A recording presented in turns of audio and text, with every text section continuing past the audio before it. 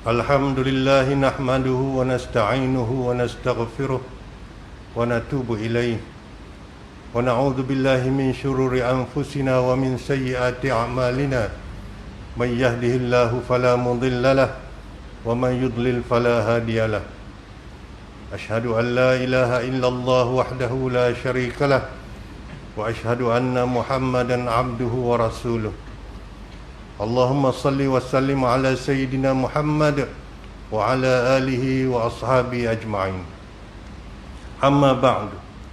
Faya ayuhal muslimun, ittaqullah, usikum wa iyaya bitaqwallah, faqad fazal muttaqun.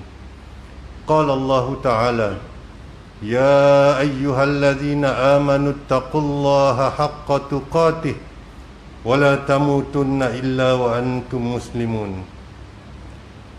Hadirin sidang Jumaat yang dirahmati sekalian, saya berpesan kepada diri saya sendiri dan diri tuan-tuan agar meningkatkan ketakwaan kita kepada Allah Subhanahu Wa Taala dengan mematuhi segala seluruhannya dan meninggalkan segala larangannya.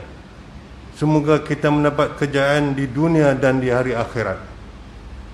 Mari kita hayati khutbah pada hari ini yang bertajuk Amalan Zakat Fitrah yang Terbaik.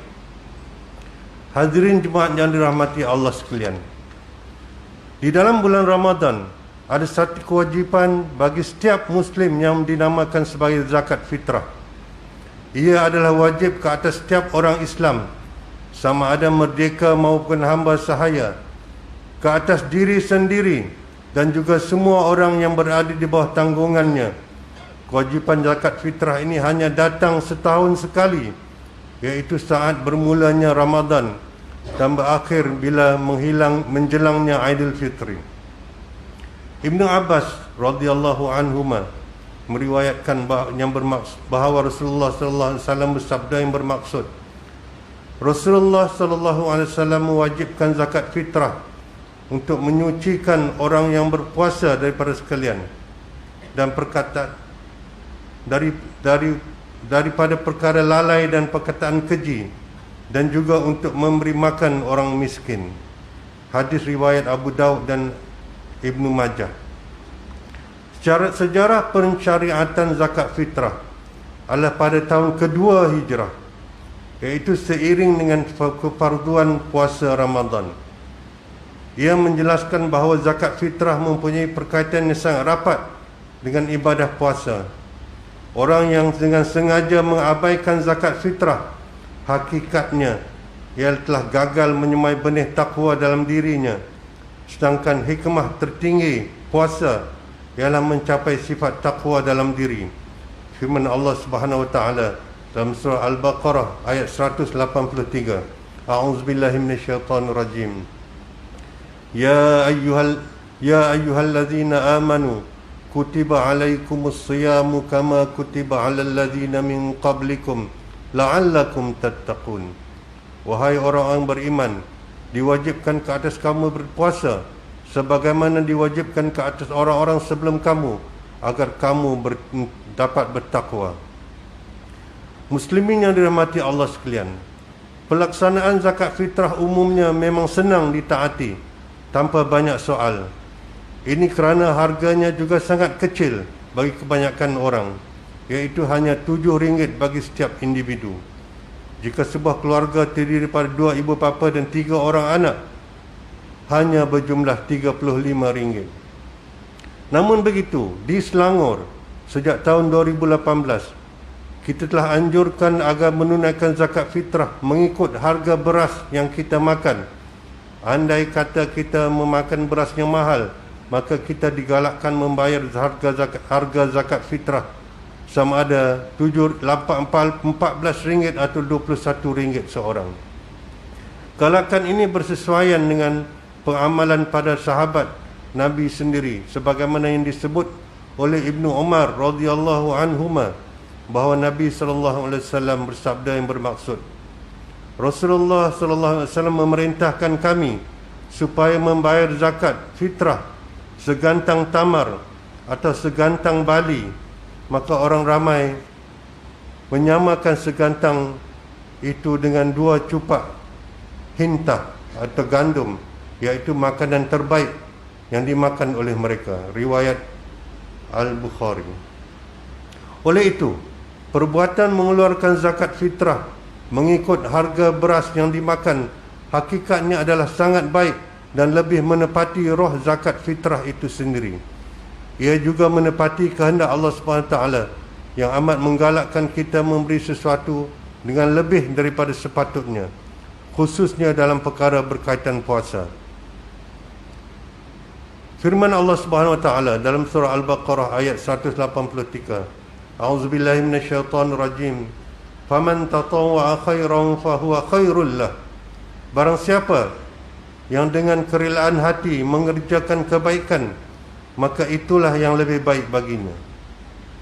Hadirin sidang jemaat sekalian, hakikatnya kewajipan zakat fitrah adalah pelengkap kepada ibadah puasa Ramadan. Memberikan harta dalam bentuk zakat memerlukan kekuatan iman, kekuatan jiwa.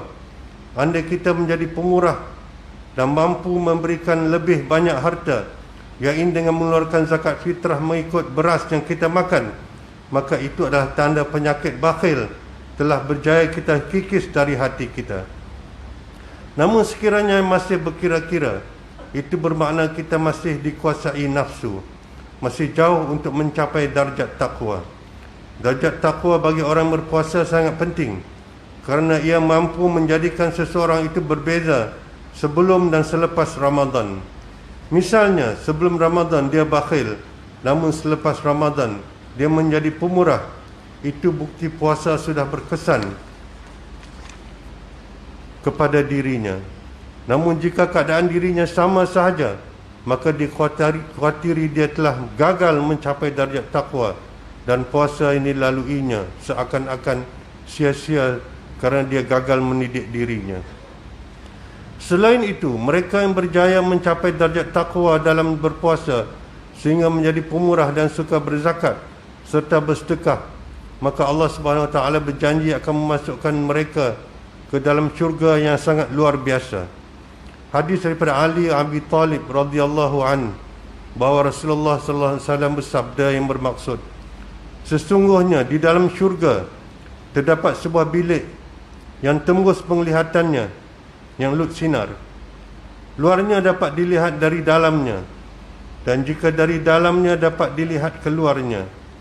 Kemudian berdirilah seorang Arab Badui lantas bertanya, kepada siapakah bilik itu disediakan?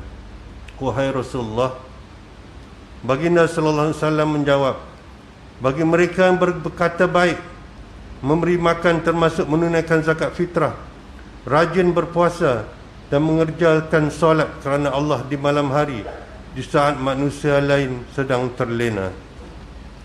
Lihatlah janji-janji Nabi sallallahu alaihi wasallam dan Allah Subhanahu wa taala kepada orang yang bertakwa.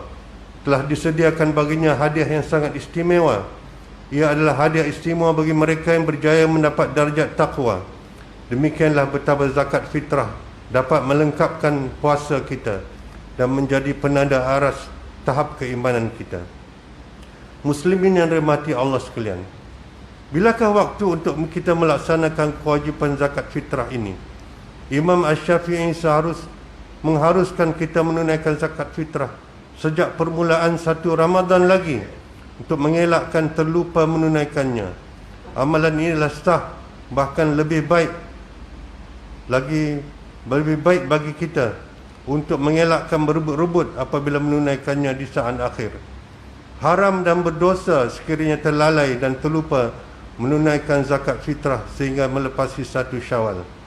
Namun begitu, zakat tersebut perlu juga ditunaikan melalui kaunter-kaunter zakat, lembaga zakat Selangor, atau secara atas talian atau dikira sebagai qada zakat.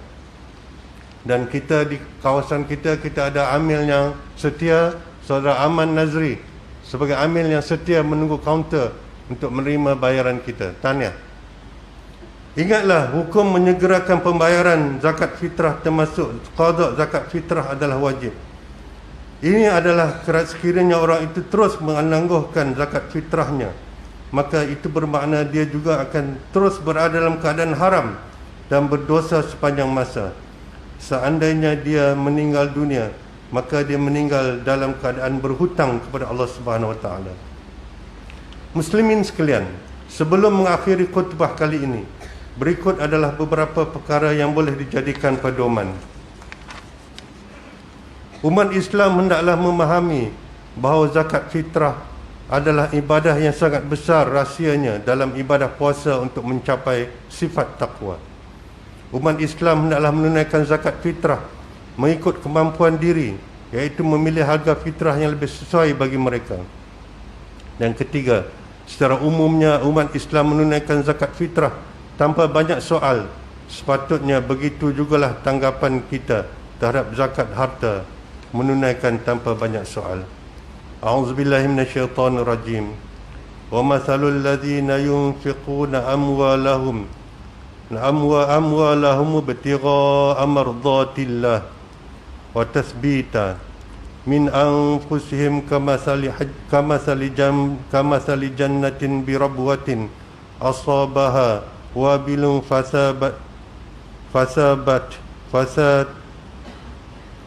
fasadat ukulaha di'fain fa illam yusibha wabilun fatul wallahu bima ta'maluna basir. Dan perumpamaan orang-orang yang membelanjakan hartanya kerana mencari keredaan Allah dan untuk keteguhan jiwa mereka, seperti sebuah kebun yang terletak di dataran tinggi yang disiram oleh hujan lebat, maka kebun itu menghasilkan buahnya 2 kali ganda. Jika hujan lebat tidak menyiraminya, maka hujan gerimis pun memadai, dan Allah Maha melihat apa yang kamu berbuat. Barakallahu li wa lakum fil Qur'anil azim wa nafa'ani wa iyyakum bima fihi minal ayati wa dzikril hakim wa taqabbala minni wa minkum tilawatahu innahu huwas samiul alim. Aqulu qawli hadza wa astaghfirullah li wa lakum wa lisairil muslimina wal muslimat wal mu'minina wal mu'minat al ahya'i minhal amwat. Fastaghfiruh innahu huwal ghafurur rahim.